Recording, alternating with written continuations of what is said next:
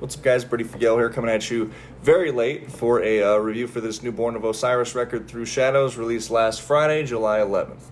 You know, Born of Osiris is always a band that I've rooted for, not just because their hometown is about 10 minutes from me, where I live, but also just because when you play progressive metalcore as your style, and your peers are, I don't know, Periphery, Between the Buried and Me, Within the Ruins, August Burns Red you can even throw in there, who don't really get recognized for their progginess enough to me. I guess what I'm trying to say is when it comes to this genre, the competition is pretty steep. I was going to do a pre-review discography ranking for this band like I just did with Shadow of Intent and like I tend to do with bands that I follow and I'm familiar with. I needed to revisit a lot of those earlier albums more than I thought I would, and I just quite frankly didn't have the time. So to answer the question that discography ranking would have provided, and also this is something that was made clear after revisiting all those albums, is that their last one, Angel or Alien in 2021, is my personal favorite. While they may have really slightly dialed down like the progginess of their sound on that record, they made it up tenfold in just the emotions that a lot of those tracks conveyed. And while I wouldn't call that record a masterpiece, I would say that to me it sounds like a band perfecting their style. So listening to this new one in comparison, I gotta be honest, this is a spotty record. Like, frustratingly spotty. In a sense that I'd almost rather listen to an album that's just straight up bad, because then there's nothing that would make me want to come back to it, if that makes sense. There are several songs on here where there are just the sickest, coolest moments I've heard maybe in metalcore all year, but then sandwiched right in with it is some really corny clean choruses, as well as songs that are at times stupidly oversaturated with added studio effects. Those to me are the two major flaws that for me pretty significantly weigh this record down. One thing I'll give it credit for though is having a really strong start though. Like the opening track Seppuku on here is probably my favorite on the whole record. It's one of the honestly few moments on this album where the electronics actually like do something for the song and are a cool significant moment in the song. That's just a really cool intro, and then transitions into this really infectious triplet groove. That kind of chorus section has like these really spacious atmospheric backing vocals. They're really distant in the mix, but if you listen with headphones you can pick them out. They almost have like a power metal feel to them a little bit, just in the melodies and the vocal delivery.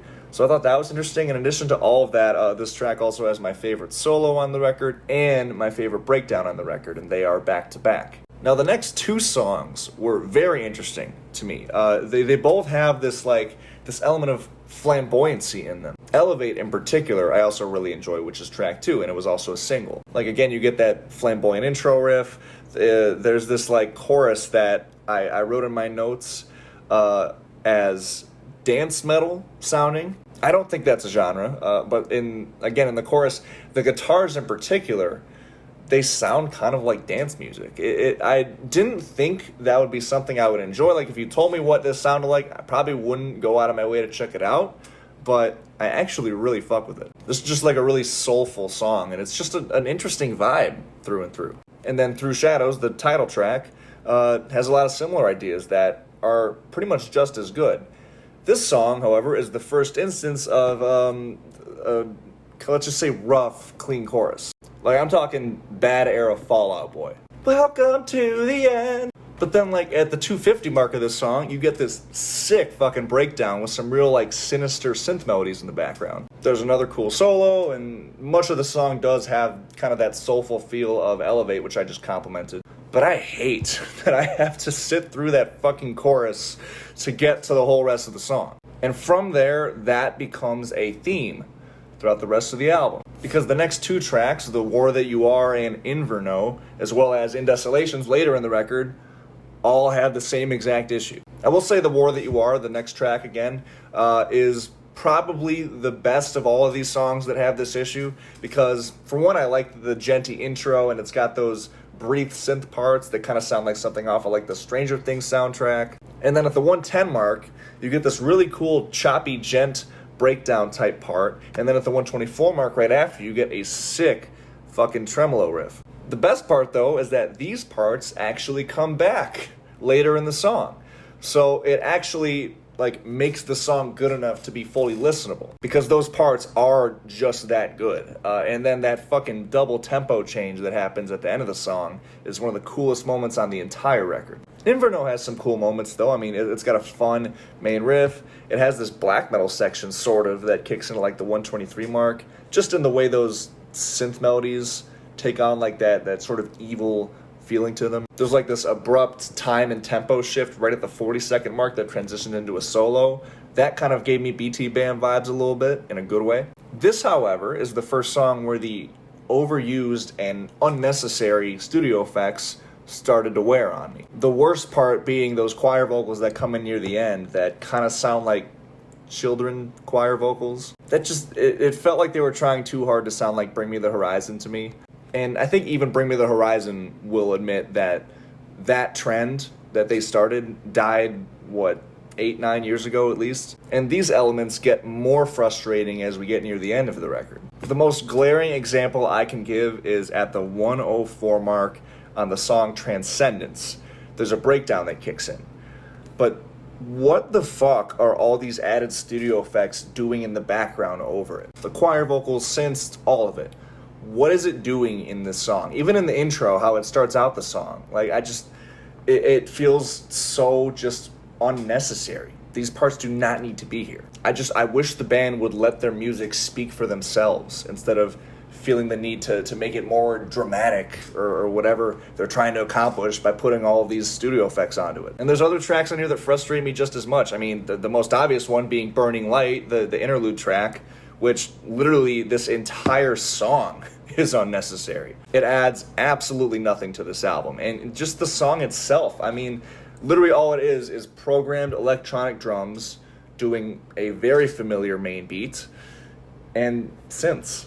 This is just, it's so generic sounding. It really does disrupt the album. There's the real sugary track Activated with Spencer from Underoath. It has these synth sections and these verses, I guess you can call them verse sections, that try to sound, I guess, mystical. But this song emotionally fell completely flat for me. And then another one of my biggest frustrations on this album, the closing track Blackwater, which I'm not sure if this was supposed to be the emotional track on the record. It does have an interesting kind of clean guitar intro, which is very much switching up the pace for the record at this point. The song actually gave me Linkin Park vibes heavily, especially in the chorus, but to me, after the first chorus, the song completely falls apart. I'm not sure if this was the track that's supposed to compete with Shadowmourn off of the last record, but I'll tell you one thing, it doesn't. It's not even close, actually. As far as other tracks I haven't talked about, I do think the track Torchbearer is one of the better songs on here. It's definitely a breath of fresh air in the middle of the record. It's got some fun and catchy riffing, and the choir vocals in this song that are actually a bit more distant in those verses, the way they take on more of a dissonant nature, I actually think they sound pretty good on this song. And I should also single out on Activated, the saxophone part that kicks in around the 205 mark that transitions into a guitar solo. I did think that part was really cool. Unfortunately, it was pretty much the only thing I liked in the song. And you have tracks like Dark Fable and Mind Short Circuiting that just don't really add much. They're not bad, but they just don't really make me want to listen to them again, just because their ideas have already kind of been said in better ways. Overall, I would describe this album as a pretty positive album in its mood. That being said, I would have liked to see maybe a track or two that just kind of went straight for just being heavy, because even heavier tracks on here like Seppuku and The War That You Are,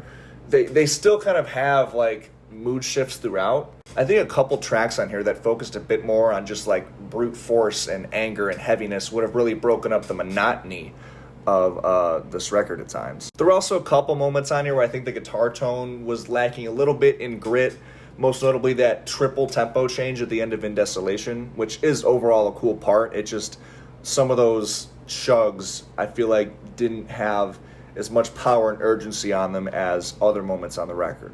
Overall, this album isn't bad. Like I said in the intro, it's just really, really spotty, which is frustrating. For that reason, I'm going to score this album a 14 out of 30.